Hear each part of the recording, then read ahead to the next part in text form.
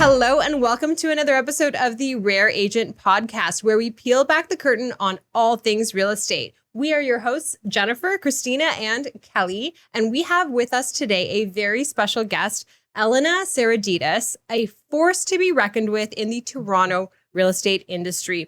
She was the #1 agent at her former brokerage 2 years in a row. And today she's going to talk to us a bit about her journey working alongside some of the biggest names in the industry and the natural evolution of stepping out into her own light. Welcome, Elena. Well, what an intro. Oh my. Okay.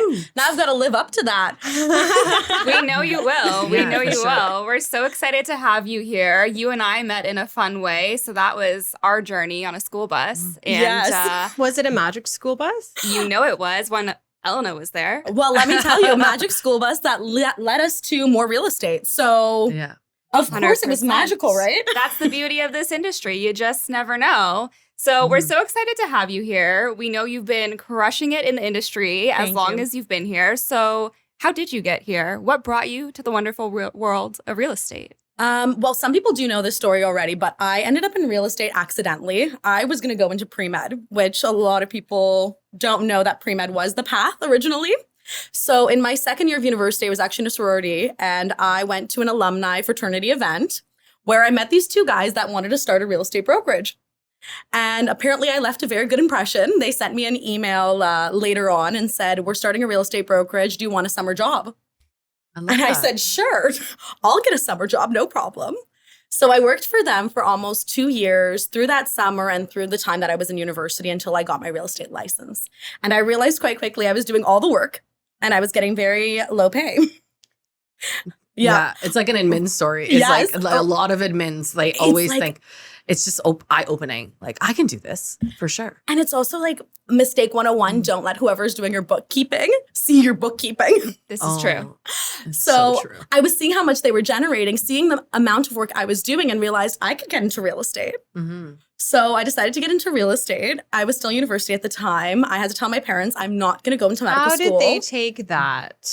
Well, We're going from listen, pre-med you're to real estate. You're Macedonian. Yeah, I'm I Greek. get it. You know. Uh-huh. Okay. My parents this were is just like happy I like typical- became a to good this day. civilian. Let's put it that way. Typical like European culture, doctor, lawyer, engineer. That's what they're kind of hoping for. If you end up in those fields, that's fantastic. We can brag to all of our friends. If you don't, like, okay, you want to be a real estate agent. Everyone was crying, including me. Because how do you tell your parents you're actually not going to go to medical school? You are going to go become a real estate agent. Yeah. Yeah. So fast forward, they're no longer crying. No, That's it's not. Progress. Yeah. Progress has happened. Because you crushed it and you Yeah. proved Yeah. everybody wrong. For someone to be able to go into pre-med, like you do have some sort of skill, some sort of ambition to go that route. Like you just honed your skills into business and selling homes. So there's no way you couldn't succeed. When you, when you think about it, like it's not easy to get into pre-med. So if you could just hone your skills into something else, like I don't know, unless Success you become was a at your like, fingertips, no matter what you choose. Yeah. Oh like, my goodness. Just sit here all day and we'll just Keep compliment going. you. Keep Keep going. going, All the Ella. compliments You know, go. I know. Fantastic. well, I think it's just like you're a doctor for a reason. You go through all that school for a reason. So the fact that you could even get into that position is like you definitely have a work ethic. So And you made it into a sorority Mhm. in Canada. I didn't realize yeah, those can we rewind? that was a thing. which one? Can Are you tell allowed us to about know? your sorority experience? I can. I was in Alpha Gamma Delta. It's at University of Toronto. There is a sorority and fraternity scene at U of T. I went to a party. It was like my first one. She's like, I did not get a job in real estate from that party, but you somehow did. Yeah, like it was like in a gross house, and it was fun. Like it was obviously I was in my early 20s. It was a lot of fun, but yeah, there was a scene. I know there was a house. Was it called Mac Adams? What? No, was there like a Oh. thing? There was like a house beside the sorority that was like a bar. It was a giant. Oh my like, God, you're talking 5-level- about the Madison. the Madison. the Maddie. Sorry, That was Jeez, the thing. Jen. that was the my thing. that was It my was very that much was a thing. totally That was a the thing. sorority experience. I think it's still a One thing time. for them, but you No, can't it's pay a me money condo, to go isn't in. No, it's there. It's still there? It still It's a exists? condo. Depending on how well this goes. No, it's still there. Yeah, so it was a way of kind of feeling connected at U of T without living on campus. So that was kind of the reason why I Nice. decided to join. My parents basically told me U of T, Ryerson, or York, pick a school. They were very traditional. Not allowed to go anywhere outside of the GTA. I know it. No. Mhm. And I remember we would drive further out to see schools that I got into that I really wanted to go. And my dad refused to get out of the car. I was like, that's Oh, nice. no. He was like, it's not even a good area. Like, you don't even want to go here. And then he told me top 50 in the world, top 100 in the world, pick a school. So I went to U of T. There you go. Good for you. Good Amazing. for you. Yeah, Yeah. how it ended up happening. And then I got into real estate. So maybe if I did a different school, I wouldn't have got into real estate, but Yeah. everything happens for a reason. Okay. For sure. So let's talk about you getting into real estate. You went to this brokerage, you started working, you learned what was going on, you realized I can do it. If they can do it, I can do it. Did you start working with a team, or you had gained so much knowledge working there that you were ready to just do your own thing? How did your career evolve? So I do think I had a leg up in the industry because I came from that background where I saw the back end of the information. I find that people get out of real estate school and they don't know where to start or what to For do sure. because they've never done an ounce of paperwork in their lives. So I got my license. I went back to the broker of record and the founder of that company, and I said, I got my license. I'm ready to work here. And we started negotiation on what my contract would look like, which I felt like it should be different. Of course, real estate agent and me, or like future real estate agent and me, I already wanted to negotiate. And he goes, well, you know our plans. And I said, of course I know them. I wrote them. What are you giving me? I've been here You're since day special. one. Yeah. I love that. I love that. So we went back and forth. Eventually, he did come to the conclusion that he should give me what I was asking. However, at that point, it was just a very long conversation. And I told him we left on really good terms. Like even to this date, like the door's open if I want to go back at any time. But I told him I was going to go explore what other brokerages are out there. And if anything, I have market research that I can apply back here. And if not, I appreciate everything that he's taught me because I learned a lot. So I ended up interviewing at a bunch of offices, and most of them were connected to developers. I knew for a fact I did not want to join a big brokerage. I was never going to interview at one of the bigger ones. I had it in my mind, I'm not going to a big office. So I interviewed at a bunch of the smaller offices that were connected to developers, one of which being Brad Lamb. So I was at Brad Lamb for the last 4 years. I was their number one agent at the last two, like you mentioned. Mhm. And then I made a very aggressive switch in the last month. I joined Real Page Signature, which again, I said I would never join a big office. And here I am joining a big office. I decided to start a team, and the rest is history. I love it. So what drove you to feel now's the time? I want the team. I'm ready for new things. What sparked that journey? I felt like I outgrew the environment that I was in. And I was constantly getting told by everyone in the real estate industry, if you're number one all the time, you need a bigger pool. Fair enough. So I needed a bigger pool of agents that would push me to do things bigger and better. That's why the transition happened. I knew my business was outgrowing myself, and I didn't want my service to end up getting harmed by the fact that I'm only one person. Mhm. And it wasn't a place where you could build a team out of. It was very much a solo agent field or solo agent brokerage. So I ended up joining Signature. Signature does have some really big, heavy teams. And they said, I'll help you make the roadmap to it. So a month in, we have 3 team members, and they're Wow. absolutely killing it.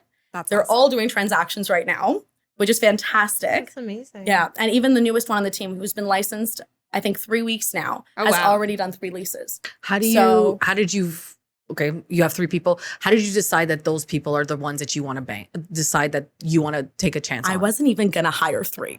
And they all know this. So I walked up to Chris, who's the broker of record and the owner of Roller Page. And I basically said, I need to hire a second agent. It's not as easy as it was at Lamb, where I could just walk downstairs and say, who wants to go do a showing, and send them. Like, not a lot of the agents are at the office. Like, how do I find people that I can just send things to so I don't lose opportunities? For sure. So I'm like, I'm hiring an agent tomorrow. What I said to him. I love This that. girl's 1 week in. She's hiring an agent tomorrow. Okay, sounds great. So I decided I'm going to start interviewing people. So I started interviewing different agents, different backgrounds, different brokerages, brand new in the industry, not brand new in the industry. And I landed on 3 people. And I constantly could not differentiate from which one I wanted to take because they all had pros and cons. So I talked to everyone in the industry again. Who do you think I should hire? This one has this experience. This one has this experience. This one has this one, like this experience. And everyone gave me a different answer. Mm. They were like, what is the problem on betting on all 3? What does it cost you? Either way, you're going to spend your time on helping one person. What's the difference between helping 3? I love And if you that. have the business to support it, why not? So I said, okay, maybe I'll just hire 2. And then I walked up to Chris the next day and I said, okay, I'm going to hire 2 out of them. I just have to figure out which 2. And then I couldn't pick which 2. So I came back to him the day after and I said, you know what? I've hired all 3. They're starting tomorrow. Love that. And he said, okay, send me their paperwork. We'll start transferring them over. So I told them they were going to start on Monday. They got so excited. They showed up on Friday. Oh, I had nothing ready for them. Oh, that's so awesome. But we hit the ground running. They've been fantastic. We've done a lot of training with them. I had agents that were going to see listings that I had up while they were open housing them send me messages on how amazing they did on the open houses. Oh, not even knowing that it was their first time. Where did you find these magical people? Like, did you put in like a thing on Indeed I being told like you I seeking couldn't excellent, pick. you know? I just put a target on my back. Now every agent with a Seeking team is going to be excellent like, who team is on member. our team? Yeah. Yeah, you're also the first people to know that because we haven't launched the team. Yes, it's breaking so news. good. Yes, Exactly. it's been a soft launch. So now we've like hard launched it, Coming I out guess. to the world. I love it. Got So it. your team, do you have a special name? Is it Elena Saradidis Group. Okay. Yeah. Love it. There we go. You just hard launched. Yeah, we just hard launched it. Just Boom. happened. I love that. Amazing. So I'll ask you some stuff about your business. So one, it was like, I knew that you were started a team because we had a chance to discuss it at Queen Bee? Queen Bee. Queen Thank you. Bee, yeah. So I didn't want to, I didn't know if we were going to talk about that, but that's so exciting. So on a typical day, how do you lead generate? Like, where does your source of business come from mostly? So I'm very lucky that when I started in real estate, I did everything. So I open housed every single listing. I open housed the Harlow, which is 608 Richmond, for almost 2 years every single weekend. Wow. So I picked up quite a bit of, I worked hard to build up a database. Can I of people. pause just for a minute? How hard is it to open house a condo? And you did that for 2 years. 2 years. That's crazy. I just the whole like, you know, you put the sign out front and then you got to put the sign close to the, you know, You what I gotta get the mean? people You just up and gotta down. People up, down. So I have like a method to my madness. If Okay. I ever have an open house, I come see it. Okay. So I stick like flyers in the building as well that basically say like open house on this floor, like come say hello. I have snacks. I love it. So I generate a lot of people from the actual building that will come in. Okay. And then the worst part about open houses, as we all know as agents, is putting out the signs. Mhm. So if I can outsource someone else putting out the signs, I can put out more signs and I don't have to do it. Got it. And that was the Signs best. is like my biggest pet peeve. Like, It's not fun. And It's people see you not. struggling to like hammer it into the ground with your foot and then you fall over. you're sometimes. sweaty by the time you See, get but into she's the got open sidewalks house. to deal with. So we're like, Yeah. you've got the Okay, tents. you know You've got to no, do, but then you you don't have have the the easy ones. No, you have the people behind you honking Yes. as you come out of your car Correct. trying There's to nowhere open to up a park. sign. And you're like, I'm I've so sorry. slammed my fingers so many times between the signs because they're so heavy. Oh, it's like the services are the smartest thing so ever. if you can hire someone to put out your signs, you could put out more signs. You're less stressed. You're not worried about as much of the prep. It just happens. Have you ever been the person to put balloons on your signs? 110%. Like just like Do come to my open house. Just come, I even come. brand them. Yes, you brand did. them. Yes, you brand everything. Good. I notice that whenever I see anything you do, branded everything Yeah. all day, and I love a good brand moment. So Oh my God, I should have kudos put my to you. logo on. Right? Guys. Bring your own stickers. Oh, bring your own stickers. BYOS. I don't I'm sure I think have the in my girls bag. are going to be okay with that one. I mean, we're all about self promotion. Bring a hat. I mean, you have your like blue. I guess on, I'm wearing blue. Yes. So there you go. Yeah. I love Okay, so that. I'm so sorry. I cut you off. You were talking about how you open house for 2 years, Yeah. and then that's kind of how you started Building a getting database. Okay. And then outside of the open housing, I did every single rental that ever came into the office. I talked to every single agent. You don't want to do a rental, no problem, send them to me. And no matter what their profile looked, I grinded. I was like, I need to go into every single building and learn about these buildings. When a building was occupying, I'd book every single unit. And I'd go in to know everything about the building. And it would shock people because then when I'd bring in my client, I knew already everything I was talking about because I was already in it. And you know, you're just like, of course I know this building. I'm very active in real estate. I remember the concierge's name. So my first year of real estate, this is exactly what I would do. I'd type down the concierge's name and their coffee order. Nice. Oh. So I'd be like, next time I come, I'll bring you coffee. And I would do that to every single concierge because we did a lot of condos in the first little while in my career. So I would bring them a coffee the next time I'd see them and they'd remember me. So the next time I would show up with a client, concierge would make me look fantastic. They were like, Elena, you're back. How are you doing? It's so nice to see you. And my clients would be like, she must really run Toronto. Like everywhere we go, the concierge knows her. Everyone's so friendly to her. Meanwhile, I brought them a coffee last week.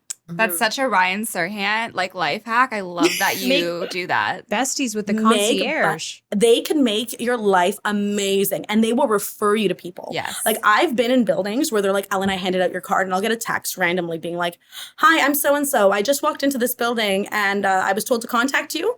And I'm like, who told you to contact me? Oh, the security gave me your number. Oh, okay then. Yeah. And said you're really good and I should call you. I said, no problem, I'll help you. And that's how I built up my business. It was literally open housing and handling leases and just running around to every single building, learning it. Yeah. That's awesome. That is What a grind. yeah. I love that. I had no vacation. I was gonna say, you must Do be you take tired. on, do you relax now? Like, do you feel comfortable enough relaxing now? I don't yet.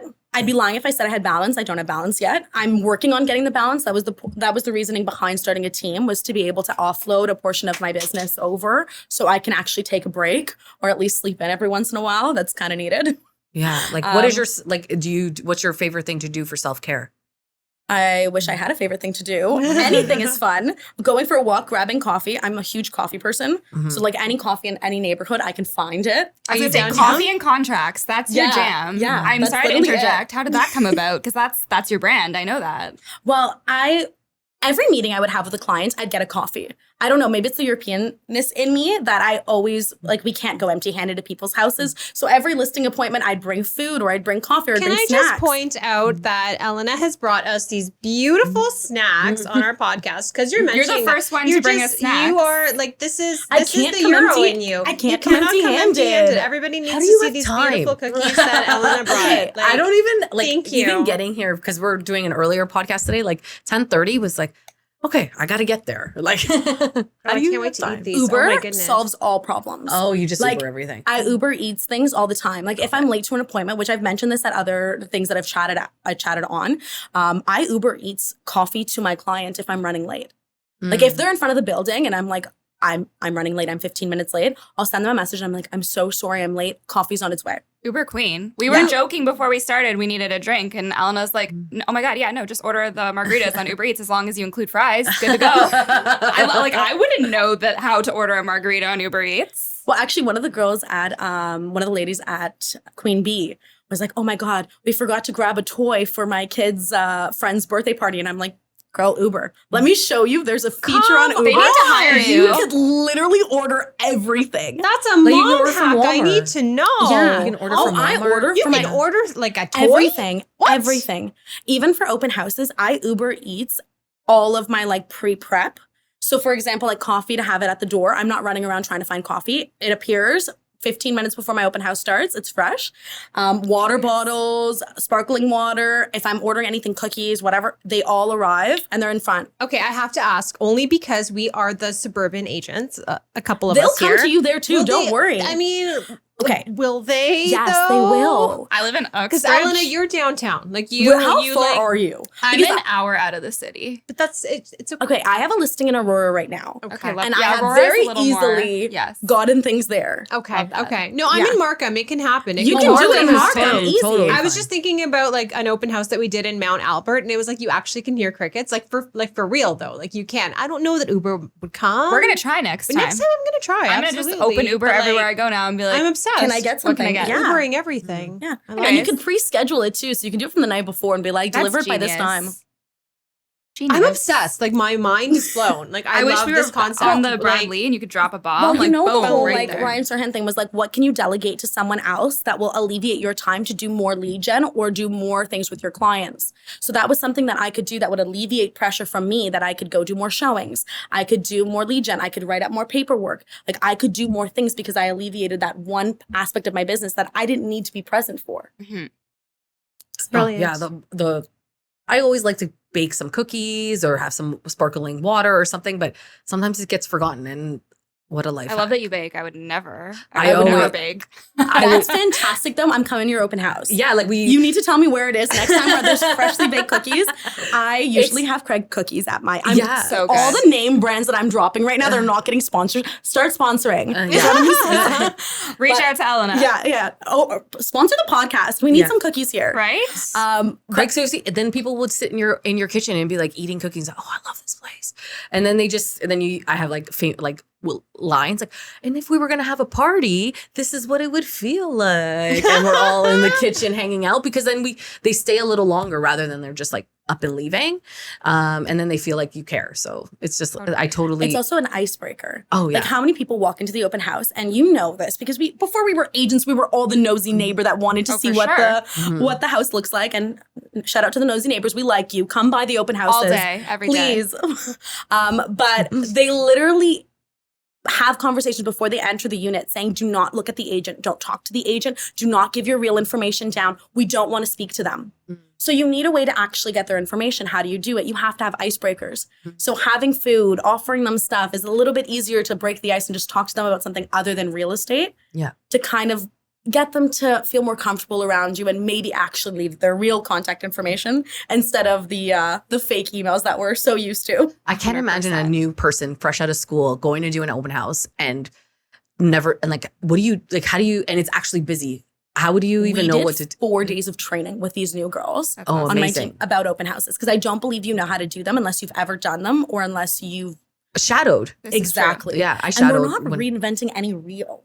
No. Like, it's all been there. It's done that. Like, they've done it. There's no new way of doing an open house. You do open house events. So we have tents that we put out. That's like huge branded marketing Branded tents. all day. And do you know how many people pull over because I have a tent outside of the house or outside of the building? And they're like, oh, that must be something interesting. Let's go take a look. And I'll ask them, what made you come in? And they'll say the tent. Or they'll be like, oh, we saw your sign, or we were getting groceries. Wait, and do you have like a hostess under the tent? What's under the tent? I have people hand out flyers during my open houses. Like, I put money Amazing. behind my open right houses. here. I'm so sorry. See, You're another you are mom. the queen of open houses. I'm obsessed with this. I Yeah. love this. Come There's a by. host to come to the open house. So I make you're them stand hosting. outside. They hand out flyers, Mhm. and that 'Cause generates how people else to come do you in. how else do you draw attention in a busy city center where there's like all these things, kind of shiny lights that you can go to? And my thing always is, if you're gonna host the open house and you're gonna spend your full Saturday and your full Sunday there, Go for it. you need to generate something out of it, or you wasted your full day. Yeah. So I heavily invest in my open houses. I probably put 3,000 in. Oh wow. I Yeah. was going to ask, because this all stemmed from Christina asking kind of how you've built your business and your database. And, you said you did the leads and the open houses. Are open houses still one of your like I love it. strong I lead love gen it. points? I love it. I've literally generated $4 to $5 to $6 million buyers out of open houses, which is Amazing. wild, because you would never think like a little, like I started at 22, a little 22-year-old open housing a building lands a $4.5 million buyer. How? You do it better than every other open house. You've walked into open houses. I still to this day, which like I'm starting to get more and more recognized in real estate, but I would go in and pretend I'm not an agent. That's too funny. Yeah. And my fiance would get upset because he's like, stop not telling them and just asking them questions. And I'm like, well, I want to know if they know. And he's like, it's not your job to teach them. Yeah. You could be like But- the consultation specialist for open Like, houses. I went to one once upon a time, and Dan comes with me. He's my fiance. We walked in, and it's a gut job. I do a couple renovations a year. It is a gut job. It's in my neighborhood. So I asked the agent, clearly she's new. I go, how often have you, like, what's the target demographic for this purchase? Like, how much do you think it's going to sell for? It's listed for multiple offers. And she goes, oh, like, it's going to sell for what the market says it's going to sell for. Like, she's not giving me any info. that kills me when they won't give you anything. And I'm like, come on. I was like, can you tell me about like a recent one in the area that has sold that was kind of in this condition? Nothing. I'm like, can you tell me what the fully renovated ones in this area have sold for that's like, if I take this and flip it, what could I get? Nothing. So I'm keep asking her more questions, and apparently I kept getting more and more aggressive because I wanted to know more answers. You're and I scaring had the poor girl. I fully was scaring her. If she sees this, I'm sorry. I'll get you coffee. I'll get you coffee. And Dan literally pulls me out of the open house. He's like, like, let's go. We'll continue our walk. Like, thank you so much. Like, we'll let you know if we're interested. We leave. She doesn't know I'm an agent. And I'm like, Dan, how did she not know these questions? And Dan goes, it's not your job to teach her though. Like, keep walking. Yeah. But I'm sure after that, she did She her homework researched. for every open Yeah. house she did, because you never want to be that person standing there going, oh my God, I don't know any of the answers to your questions. And when I did training with the people in my team, I asked them these questions because someone's going to walk in and ask. They will. And if you don't know the answer, they're automatically going to say, why would I work with this person? 100%. Even tricky things. I went to someone else's open house the other weekend, and someone came up from the basement that had been, or no, they walked in and they were marketing that the basement had been underpinned. And it was like, well, is it a bench or like, how does it? And they're standing there, I'm like, no bench. There's no bench. Because I had just been down there like, thank you. Because there's certain things things that you don't think you need to know, but you need to know it all. And you learn that with time. But if you're newer, think of every possible question. 100%. Yeah. So this is a perfect segue for me because I do know that you're into investing, and I love that you're investing in the actual city because a lot of people go and invest outside of the city because Toronto is expensive. I want to discuss your investing strategy. So you mentioned that, you do have a couple. Can you share a little bit about your story? Why Toronto and I what have you're a up to? mix. How'd you So- start too? Yeah, Sorry, how I did want you to go way start? back. Sorry, let's go there. Okay. Well, I started probably the first year I was in real estate. I started investing. Now, how do you get a mortgage when you've only been in the industry 1 year? You can't. How do you have money saved when you're right out of university? You really don't. I was living at home. Every single paycheck that I was getting was going into the bank. And I remember we were launching a project and Brad said to me, like, he'd help. He said it to every agent, you need help. You want to get into the market, get into the market. So I remember going up to him and being like, listen, like, I want to buy in this building. And he's like, okay, we'll work out something. Like, what do you want? And I picked the floor plan. I walked up to him and I was like, this is the floor plan. Like, this is what I want. And he goes, okay, do you have the deposit ready? And I said, yeah, I have the deposit. Okay, pay it and then come have a meeting with me tomorrow. So I paid that unit. Like, it hasn't even been built yet. It's the first property I ever bought. Oh, wow. I still haven't had to get the mortgage for it. Oh, wow. Yes. And I ended up paying every month a portion of my amount to that down payment for that pre-construction. Oh, that's Wow. Because I convenient. couldn't afford to buy anything else. That was my option at that time. What So a my nice first property- broker. That's actually That was a nice benefit story. of Yeah. being Yeah. with It was- Mr. it was Lamb there. Definitely Yeah. a benefit. It was the first property I ever bought. It was in Bread Company condos. Okay. Nice. It's not built yet, but it's in the most amazing location. And I remember when I bought it, I couldn't believe I was paying $12.50 a square foot. Mm, Now look at pre-construction Oh, yeah. prices. for sure. Exactly. So it was, in hindsight, a very good investment. If I knew then what I know now and I was a little bit more patient, maybe I would have bought something bigger as my second, but I didn't know. So I the was gonna second property I say, ever you bought have what, over 10 million in investments? in You've real estate. done pretty well. So if you bought It's a called running before pre-con, walking. if you bought a pre-con and you couldn't refi, how did you get to the second property? So to make it clear too, I lived at home. That needs to be very, like, I saved every single check I was getting and it was a form of forced saving. So every check I was getting from Lamb, and it was forcing me to work even harder because I had payments that I had to make. Mm. So I got this far in real estate because I put myself in very uncomfortable positions a lot of the time and forced myself not to be able to fail. Like, yes, you fall down a couple times, but you're going to get back up and you have to keep working because you have no other option. For sure. Like, that's it. You want to lose everything you've put in already, like, then stop working. But if you don't want to lose it, keep grinding. Yeah. So I was grinding, like, very much like Dave Hutch, which we worked at the same time at Lamb at one point. We were killing the lease game. For sure. Like, I did over 100 leases in my first year of real estate. Like, that was part of the game. Like, I had to pay for my pre-con. I didn't have a choice. Mhm. Absolutely. So that's how I kind of got into investing in real estate, was putting myself in a very uncomfortable position and working my way up. I remember going home to my parents, telling them I bought this and them saying, okay, like, what's your payment plan? Like, what do you have to pay? And them looking at me being like, we can't even help you if we wanted to. Like, how did you agree to this? Wow. And I'm like, well, I live at home and it's free. And you guys are going to keep feeding me, right? I'm like, I'll walk to the office. It's not that far. Like, I'm just going to cut all my expenses and just keep grinding and keep paying. The second property I invested in, I actually bought with my now fiance. I bought a house in Little Italy. It Amazing. was a triplex. So originally, when we were starting to look for a property, our budget was 1.3. Like, with our combined, with what we can put down, like, partner up with people if you can't afford to buy by yourself is a really good investment tool. Sure. Like, I've had help people as friends buy property that got their foot in the door in real estate, and then they trade up eventually. And that first property unlocked more. Mhm. So the property that we bought, the original thought process was, we'll buy a property at 1.213. We looked at a few properties in the area, and then we saw one house. This is not in the price point. Welcome to dating a real estate agent. We were walking down the street and I see a for sale sign. And I remember this house to this day because I thought it was the most amazing house known to man. And I'm like, we should go in and see it. Like, we're just walking. Why not? I'll book the appointment right now. Open up my phone, book the appointment. We go in and I'm in awe. I'm like, this is the best house I've ever seen. And Dan looks at me and he goes, what do you think it will sell for? And I said, honestly, I think 1.8 you get the house. That's not even close to our budget. 1.8, we get the house. And I'm looking around this house. And I'm like, this is amazing. I've never seen it so well executed. This is a fantastic home. What's the cons with this house?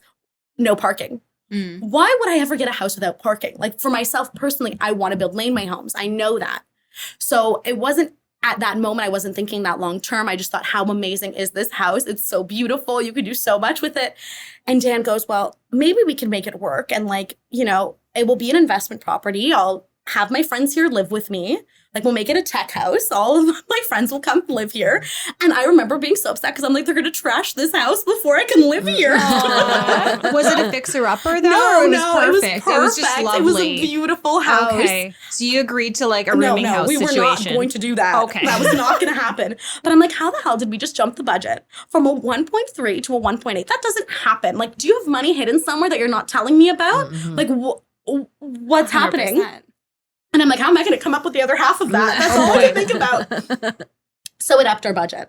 So we went from 1.3 to 1.6. We upped it a little bit, which I know it's a bigger number, but if you look at the mortgage amount versus how much you have to put down, that's what we were looking at. It's feasible if we do a multiplex. So we want rental income. So we bought a house in Little Italy. It had rental income already. We had a tenant upstairs. We had a vacant main floor, and then we had a tenant in the basement. So it was already a triplex. It's already a triplex. Okay. Legal non-conforming is the way that we have to phrase everything. Yes, you're right. Correct. Because how many are legal triplexes and how many are legal non-conforming? If it was an actual legal triplex, it would be a lot more like... 110%. I wouldn't have been able to afford it. So I walked through the house, and for me, like, it took me a little bit of time to wrap my head around, like, renovations and having to do this, and will the math make sense? So we did a whole spreadsheet, we ran the math numbers, and we decided we're going to put a bully offer in. So they were listed at 1.4, I think, or 1.399, and I put in a bully offer at, I believe I was at 1.54, and they're ready to take it. And then they find out there is a lien against the property. Oh, wow. And you can't close a property with a lien on it. No, you cannot. Exactly. So they put a balcony on the front of the property and didn't get permits for it. Oh, boy. And someone in the neighborhood complained, and that's how the city put a lien on it. So they had to remove the balcony and close it. And I told the agent on the other side, no problem. Put a line that says they're going to rectify it before we close. No issue at all. We're good with it. Take out the balcony fully, like, block it off. Tell me you're a bold Toronto realtor without telling me you're a bold Toronto realtor. I didn't want to get into a multiple offer situation because I'm like, I can't afford this house. You know what to do to make that happen. And I'm like, I can get this house at this price today. I'm not competing for it. So they basically were like, absolutely not. Oh no. We're going to take it off the market. We're going to fix the problem and then we'll relist. So they relisted. We got into a multiple offer situation. Did you get it? I'm dying over here. 8 offers on the property. We got it. Here's the one catch. We could never see the basement of the property. It was during COVID times, beginning of COVID. And the basement tenant apparently refused to let anyone in. That was a thing. Yes. So I called the agent. The deal's firm. It's already happened. I'm an agent. I know the risk. I bought a property. I never saw the basement. All the problems that could occur in your property, 99% of them are in the basement. So we knew the risk going in. And they're all in the basement. And they're all in the basement that we cannot view. So firm deal, deposit in hand. I drop it off to them that night. I call him the next morning and I go, listen, what's the deal with the basement tenant? Like, is it actually COVID or like, is there something else I should know about? Hasn't paid tenant in 10 months. Rent in 10 months. He tells me nothing is wrong. They're just scared of COVID. I go, okay, no problem. Like, can you see if we can arrange a meeting with them whenever's convenient with them? We can wear masks. We can meet outside. Like, if they could just let us take a peek in the basement, that would be fantastic during one of our showings. Just let me know what works. Nothing. Crickets. The tenant's not comfortable. Okay, fine. We're going to close in a few days anyway. I'll issue proper notice on the door and I'll enter. Day before closing happens and we're signing the paper with the lawyer. And I tell my lawyer flat out, before we even started this whole endeavor, there is a chance we're going to have an issue with this property. And he goes, what do you mean? And I go, I bought the basement without seeing the basement. And there is a chance that we're going to have an issue with the tenant because I don't believe that there's nothing happening here. He calls me back an hour after we've signed. He goes, Elena, you're right. Oh, boy. They refused to sign the paperwork saying they acknowledge he was the new owner. Oh. There's also like complaints with the city filed against the current landlord with this tenant. about certain upgrades or improvements that were never done to the property. So now we're entering into gray area. Like now we're actually opening up the can of worms. Imagine if one of the other 8 offers that I competed with got this property and they weren't an I was agent. gonna say, like, I'd be thank God it was crying you if I that wasn't got an it. agent. You're the right person to Yeah. handle it at least. Well, I'm upset I paid a little bit more for it though because I was competing. So I had a conversation with the other agent and I'm like, listen, like apparently your tenant A not paying rent and has a problem with your current landlord. Like what's going on? Just tell me what it is. And he's like, oh, I just found out. Like all of us have the exact same reaction. You definitely knew, but okay, whatever. It's a firm deal I have to close. You could have just told me at any point that this was happening. Didn't. So we go forward. We put in a condition in the agreement now because legally I have to close. And I go, well, tell them I refuse closing based on the fact that the basement tenant, like this wasn't disclosed to me. Either tell them that we'll delay closing until the basement tenant moves out. And each day that we delay, they need to pay us a certain portion of funds so we can live somewhere else. Atta girl. Yeah, because we can't close. Or I want a holdback amount. So I asked for a holdback. I believe I was a little bold. As you should be. I think I asked for a $100,000 holdback for a basement tenant. Good. And I was like, You each rock. month that they don't pay me, I want the money out of that holdback. Clearly, they did not agree to the $100,000. They agreed to 30, but it's fine. It was enough that if I had to go through the landlord tenant board, I could do it, and I wouldn't be out of pocket. So that's what we did. We did a holdback. We closed on the property, and eventually, I got the tenant out. Wow. But imagine if it was any other person that was an actual client. Imagine if you put your client in a situation like that where they bought a house, they never saw the basement off of your advisement, a firm deal because you're in a multiple offer situation, and you just found out your tenant's not paying rent. And you didn't know the risk before you got The it. average person would, I think, curl up into fetus position and just like Start cry. crying. Yeah. That's it. I was literally like, I'm I an guess agent this and I would happened start now. crying. I sold there happened to me selling a duplex. Oh, yeah. Tenants It in was Ontario. awful. There's That's a not lot of even the lovely worst ones, a lot one of I scary have. ones. Okay, so that's Yeah. number It's 2. like- How many do you have now, and how did that process go? How long did it take you to get there? Did you burr? Is that essentially what you did? I did. Okay, There you love go. it. Okay, I bird. Explain that So, situation. that's when you buy, you renovate, you rent, you refinance. Yes. So we bought the house for 1.612 But you must have seen that there was a lot of lift possible in that property. in the area, and we also got lucky. This is not the norm. People shouldn't go in thinking, oh my God, I'm going to flip this house in 6 months and get this amount of money out. We got lucky. This could have taken a year. This could have taken 2 years. This could have gotten 3 years for it to get to that level. So we start renovating the property. Timing was fantastic. The market all of a sudden went from mediocre to insane. So houses now that were semi-detached in my area were selling for 2.2, 2.3. You hit the unicorn market. I hit the unicorn market. And my reno was just about to be completed. And I call my mortgage broker and I'm like, listen, we got to refinance the house. And he's like, you're 6 months in, sit down. And I'm like, no, I'm telling you, refinance the house now. He's like, are your appliances even in yet? And I'm like, no, but I could figure it out. Like, I'll put some stainless steel appliances in there for the appraiser. No problem. So they came in, they refinanced the house. They appraised it at 2.25, I believe. Wow. Or Beautiful. 2.3, something around that pocket. How much had you put in, if you don't mind me asking? I think we put about 250. 250. In the Okay. 250 in. So that return is good. Yeah. So when we refinanced the property, we took almost $500,000 out. Amazing. Yeah. Wow. So what do you do with that kind of money? You buy more houses. You buy more houses. We weren't going to buy a car or go on vacation. We were going to buy more houses. So we had that amount of money. What can we buy now? Was our thought process. Now the market's insanely hot though. So we go for a visit in Nova Scotia. That's where Dan's from. And we thought, oh, we're here anyway. Look at real estate. This is the first time I used another agent that wasn't me to look at houses. That's always a fun experience, though. Fun and different because Yeah. everyone does things differently or different than what you do. So it was a learning opportunity for myself as well. Of course, I come in as a Toronto agent. I'm like, conditions? What are conditions? Deposit in hand. They thought we already got the property. Like when we went to the bank to ask for the deposit, they were like, oh my God, congratulations, you got the house. And we're like, no, we're just Very putting in an different. offer. Yeah. We just know what we're doing. Like, is that not what you do here? No. Offer dates are opportunities so everyone can see the property before, we take an offer. It's not because we're trying to drum up this insane bidding war, but now it's happened that that's what goes It's on there changed. now too. Yeah. But at that time, that wasn't the drill. It was Mhm. like, let everyone see it and we'll take offers on Tuesday. Mm-hmm. And we're not looking for an insane over. We're just looking to get what we asked. And Like if we happen to get $1,000 more, deposit. then we get Yeah. more. And that was the drill. Yeah.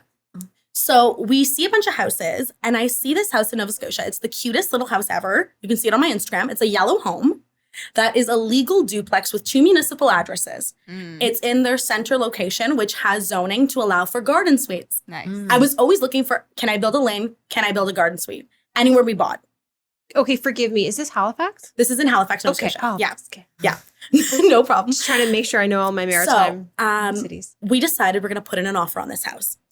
That house, I think we bought it for $680. It's probably worth $880 now. Amazing. This all happened during the pandemic cycle. Mhm. So very fairly recent. We buy that house, and the intent when we bought it was we'll let Dan's sister live on one of the floors. We have the lower level already rented. She's a AAA tenant. Why would we rock the boat? And the rules for landlords and tenants are different there. Yes. Like it's more balanced, which I actually really appreciated that market. So we bought the house. If we rented it out at full market value, it's a 6% cap rate. Nice. How do we find that in Toronto? Not possible. Not possible. Jumping up and down, we're buying this house. Mm-hmm. We put in an offer. Again, this is a whole different game. I ran my numbers and I'm like, I think we could get it for like $670, $650, I think is what it's worth, maybe, Mhm. based on rentability. I don't know the market in Halifax. I never learned it. Mhm. But I'll learn as much as you have to offer, I told to the Mhm. agent. And she goes, I think we can get it for less. And I said, oh, less, no problem. We'll sign the paperwork right now. So we put in the offer for $650, I believe, or $640. Without any conditions, we close in like 30 days and the deposit is in hand. We already dropped it off at your brokerage. She gets a call and then she calls me. She goes, Elena, in my 30 years of real estate, I have never gotten a call like this. Oh. I'm like, okay, what happened? And she goes, the sellers loved your terms, but your price is low in comparison to everyone else. Wow. And I said, okay, like, what do they want? Like, will they sign it back? And they said, the property is yours at $680. I budgeted $670. Ooh. So $10K difference. Again, in the grand scheme of things, when any clients are looking at property, Yeah, for sure. $10,000, what is 20% of that $10,000? That's what I'm looking at. And then how much does that carrying cost change my mortgage each month? Mhm. That's what I'm looking at. It's not that big of a difference, the 10 grand. No. Between getting the property and not getting the property on a 6% cap, like it was a no-brainer. So I said, no problem, we'll do it. She's like, this is the first time I've ever put in an offer with absolutely no conditions, with a deposit in hand and closes in 30 days. Like it doesn't happen here. Wow. So the other agent on the other side also looked at the offer and was like, how do you not take this offer that's lower when it's clean and take this offer that's higher that's not clean? So they had to call us back. Mhm. So that's how we got the second. We're still in Halifax at the time. And I get a call from an agent I know in Toronto that said, the house that I told you that's coming up in the annex, it's up. I'm not there now. And I'm like, okay, well, we have a portion left of that refinance money. We're not there though. So I send my mom. My mom goes in. This is a hoarder house, Oh boy. but it's in the annex. It's on Yeah. a fantastic street Opportunity. in the annex. And I can see past it. My mom also has vision. She can see past it. She did not go to the basement though. She refused to go down there. So I called the agent that I know and I was like, listen, could you mind showing it to my mom? Like, I know it's your listing. Just let her in. Like, I'm in Nova Scotia. I can't even do anything from here. And he's like, yeah, no problem. I'll show it to her. Takes her around the property. My mom calls me and she goes, it has tons of potential. Like, I can see it. Like, this is going to Was be it a good also one. like a legal non-conforming? This one was actually legal. Oh, wow. 3-unit dwelling in this house. Wow. Yeah. And it was already cut up. Separate metered, already cut up. Amazing. But it doesn't show well. Yeah. Like, it needs a facelift. It needs it. So I fly back from Nova Scotia eventually. We go and look at the house and I'm like, we need to buy this house. This has to happen. Like, I love this. and Dan looks at me and he's like, okay, like, let's go back and run the numbers. So we go back and we're running all the numbers for how can we afford to buy this house. We're going to get into multiple offers again. We knew what our tap out number. We ran the rental info as well. Again, anyone that knows me knows I love house hacking and multiplexes. So we have a whole spreadsheet when it comes to investors buying in real estate based on the model we took. So we know we work backwards. Like if we want to buy this house, when does the math stop making sense? So we go to the number that's our tap out number. And then what would we get if we get a little bit lower and a little bit lower? We have 3 scenarios. The best case scenario, the most likely, and then the worst case scenario, we pay this amount, but we still make money. So we ran the numbers. This house made sense all the way up to 2.2. Wow. We did not pay 2.2 for it. Amazing. That house we bought for 1.925, I believe. I might be a little off. I think it might be minus. It might be a little bit less than that.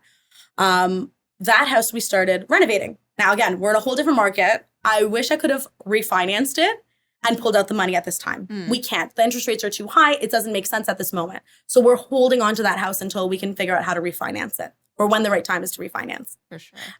We started the reno. We didn't even close on this house actually yet. When I bought my house in Little Italy, I made it clear to all the neighbors, I'm a real estate agent. If you're ever looking to sell, call me first, because who else wants the most amount of money for your house than me, the neighbor? I'm going to refinance based on what you sell for.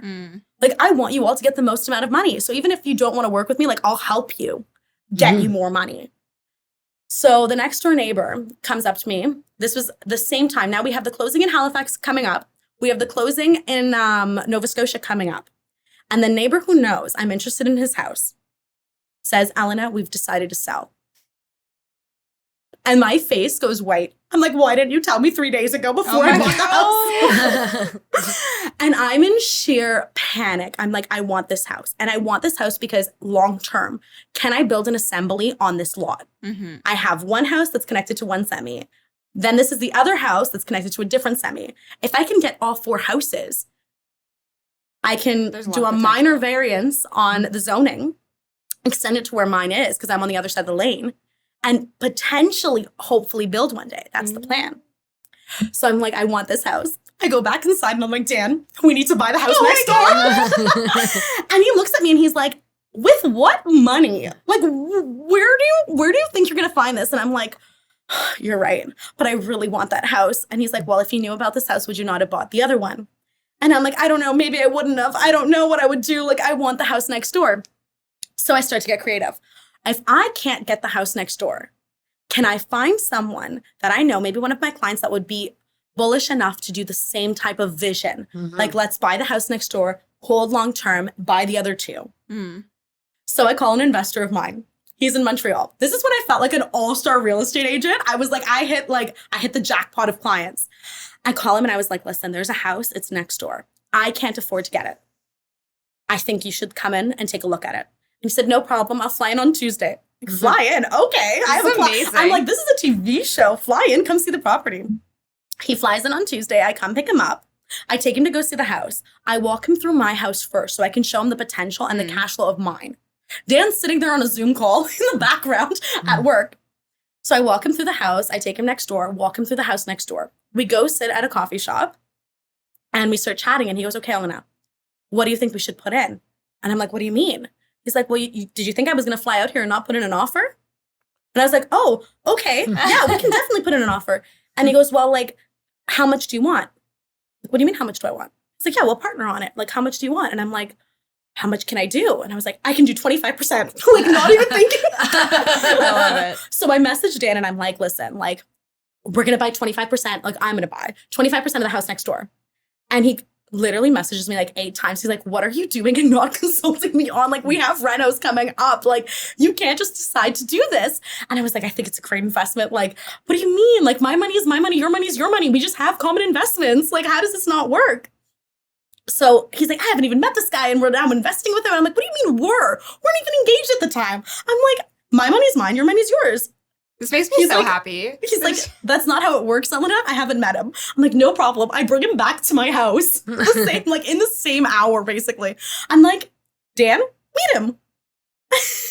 And Dan's like, hi, like, how are you? Okay, like, run me through the numbers for next door. And I sat there with the guy for almost an hour, running him through all the rental income we could possibly get. How much money do we need to put in for the renos? How much do we have to do for this?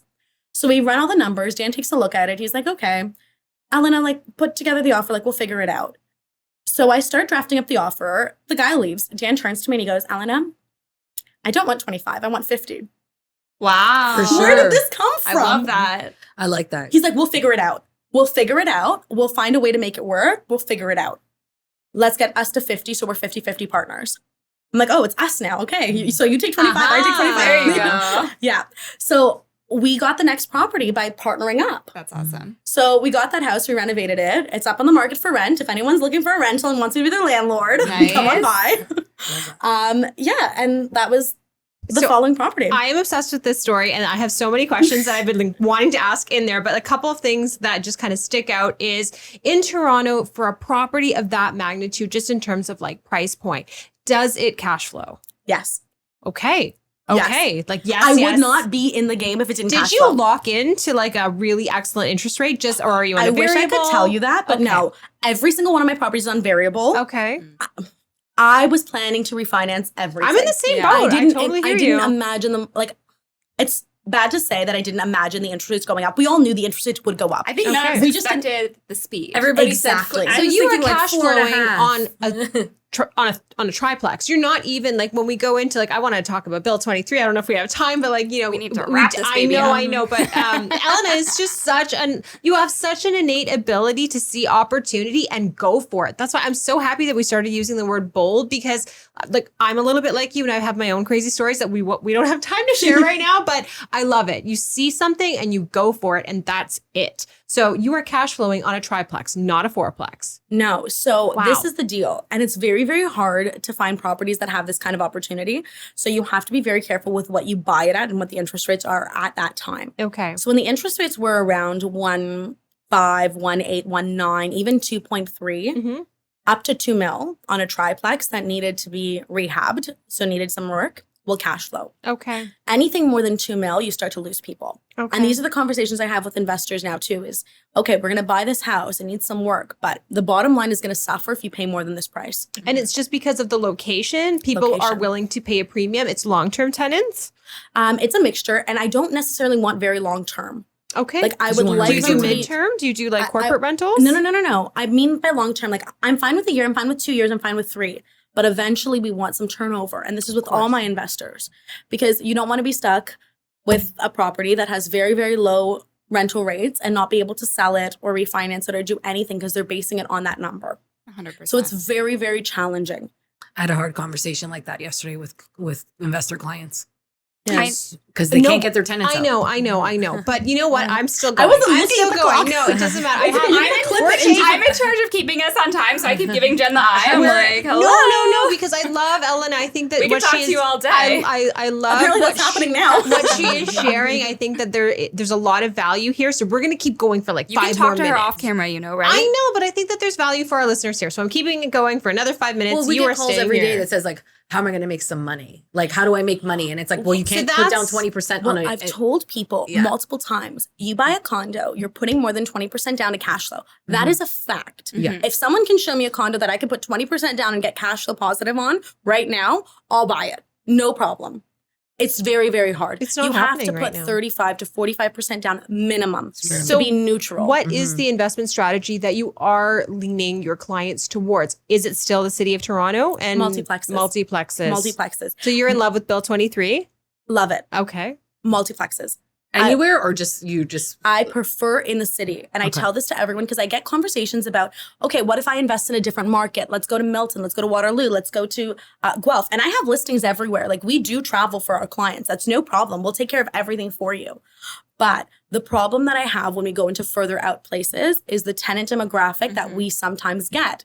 So it's not always working professionals that are willing to pay the most amount of money. In Toronto, you will get working professionals willing to pay the most amount of money to live in a location. Okay, pause. Toronto proper, or would you consider Etobicoke and Scarborough? Toronto proper. Toronto proper. Toronto Okay. proper. They're walking to work. They're Ubering to work. They want to be able to have walkability. Like Little Italy, I found was a hidden gem. I love Like Little Italy. I love my neighborhood. I'd be hard pressed to move out of it. I've picked my future house on the block. Yes. My mortgage broker and lawyer have bets on how long it will take me to actually knock on their door and say, please sell me your house. Love it. Love it. Yeah, I'm not there yet. But it's going to happen. It's going to manifest for you. You've got Yeah. the goods. I know it's going to happen. Yeah. So one day we'll have a party at my new Yeah. house. I'll tell you guys the Perfect. address off camera so I don't have competition. Yeah, right? I already picked it. I love that. Amazing. Yeah. Okay, so any other questions? Oh my God, I have so it's many time for the rare you. roundup, Jen. It That's is what time it is. I know. Okay. I feel like we got through nothing. I know. know. We could literally talk to you all day. It's been an hour already. I Like the know. Joe Rogan podcast. 3 hours later, we're still Literally. here. I'm gonna break it We'll up. have to Be bring like you back. three episodes, different topics. Right? Unfortunately, our time has come to an end here, Elena. I could keep going, but I'm gonna have Kelly is forcing me to stop. Don't make me the bad guy. I know. Where it's- can it's people time find check. you? Hold too? on, no, wait. Oh. We're gonna do rare Oh, roundup sorry. before we do that. Okay. What's your favorite Kelly's GTA making me neighborhood? anxious. Little Italy. Little Italy. The energy there is Yeah. impeccable. Are you always buying in laneways? That was my last question. I'm so sorry. I'm killing this episode. It's For the most laneway part, or yeah. bus. Like I want to have a laneway. okay. Yeah, I want to have a laneway because long term, if I can add another property when the bank stops giving me mortgages, For sure. Mhm. I want to be able to build. So that's the plan long term. I want to build laneway And homes. why not capitalize on it right now before like everybody and catch their on. mother does? Okay, Kelly's gonna kill me. Okay. I know. All right, Little Italy. It Okay. will be easier to get approval if everyone else does it first. It's I true. know. It's true. Do you still like Nova Scotia? You think people should Yeah. invest there? But you know what? Yes? It blew up. Jen wants you to be her investing coach. I know. We need to have this conversation off Apparently we're going for off drinks the after podcast. this. Absolutely. Okay. What is your fast food go-to? Honestly, everything. I'm such a foodie. But I have been ordering from this place called So Famous, and that's anytime I'm stressed, and it's Chinese, and it's fantastic. So that's And you Uber yeah. it, obviously. Of course I do. Why? I don't know where to There's no locate it. other Actually, What peasants pick up their own food? Okay. And lastly, we ask everybody this. What makes an agent rare? their ability to never give up. That's a good one, especially this year. I think there's a lot of agents this year that are like, oh, wow, this isn't the market we saw the last few years. Yeah. And that's great advice. Yeah. This was so impactful and such a pleasure to have you on. I learned so much. I think our listeners learned so much. We will have to have you back. I feel love like we this. scratched We the own that surface. fear. Like I always work a little bit in like a sense of like, oh, but what if it doesn't work out? And Oh what my if it God. I have that all the time, but that's why I can't afford to fail. Like I'm not allowed, like I haven't allowed myself to go on a trip or go on vacation because I have to work. Yeah. Like I don't have the option. And that's why I've built the portfolio that I have. It's because I'm working 24/7. People look from the outside and say, oh my God, like it's easy. I'm like, no, it wasn't easy. Yeah, No. but then a I few years sacrificed from a lot. now, Do you your sleep? sacrifices are going to come together and you're going to be vacationing a lot, my friend. I can You tell. know. That's you're the plan. gonna have an amazing retirement. The plan is that real estate will be the retirement. By the Yeah. time all of those are paid off, 25 to 30 years from whenever I bought them, that's the goal. That's the retirement fund. It's whatever properties. Amazing. love that. Well, Congrats. since we can't get enough of you, we know everyone else is going to feel the same way. So where can they find you if they want to follow your journey and continue to learn? So I post a lot on Instagram. So it's just Elena, ELENA.SARADIDIS. I love that you spelled it for us. Thank you. Thank you so much for tuning in, everyone. We know it was a little long-winded, but we just can't get enough of Elena. So please like, subscribe, comment, review, and we'll see you next time. Thank you so much for having me. Bye, guys.